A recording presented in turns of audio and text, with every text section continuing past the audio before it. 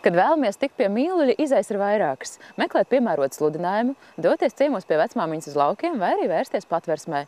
Taču vēlāk viss šīs darbības vienos spēja labi parūpēties par dzīvnieku. Tas ir svētīgs un cēls darbs. Dot pajumti un jaunas mājas kādam pamestajam un par apgrūtinājumu kļūšam sunim vai kaķim.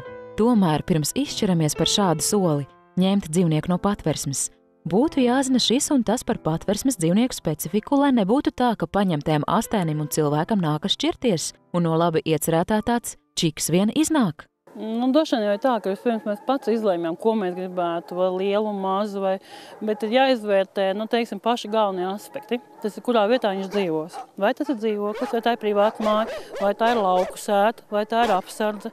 Tas ir ļoti dažādi varianti, kā mēs dzīvojam ikdienā. Tāpat ir svarīgi saprast, ka dzīvnieks prasīs diezgan daudz laika, īpaši suns. Tad ir jautājums arī par to, kādā ģimenē mēs ņemam. Kāds cilvēku skaits, vecums ir, vai tie bērni, vai tie vecāku gadu gājumi cilvēki. Jāsaprot būtu tas, ka lielākā daļa patversmē nonākušo suņu ir jaukteņi.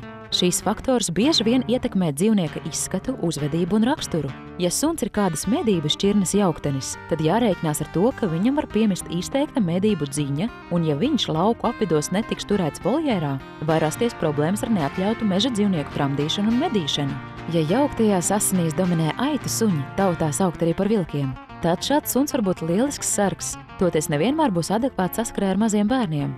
Īpaši, ja sunim bērni darījuši pāri, vai arī viņš jau ir sasniedzis suņu vectētiņu vecumu. Viena lieta mums pienāca klāt iepatikās, bet viena lieta, vai mēs ar to sunīm tiksim galā.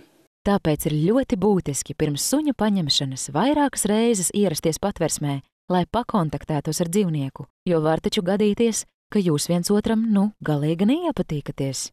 Nevar paņemt suni, no kura mums ir bailes vai kaut kāda, nepatika vai kas. Neņemam, to nevajag darīt. Tas ir tāds, jābūt tam klikšķītim. Bet, kad izvēle izdarīta un esat savu mīluli saticis, dodoties tam pakaļ uz patversmi, līdzi jāņem personu apliecinošs dokuments, kakla siksna, pavada un uzpurnītis, ja esat iecerējis māju doties ar sabiedrisko transportu. Savukārt, ja mājas gribat dot kaķītim, tad braucot tam pakaļ noteikti vajadzētu paņemt līdzi kādu palielāku somu, kurā dzīvnieku nogādāt mājās. Ja vien varat, dodiet pajumti kādam patversmes sunim vai kaķim, un viņi visu mūžu būs jums pateicīgi. Dāvās daudz jauku brīžu un būs uzticami draugi.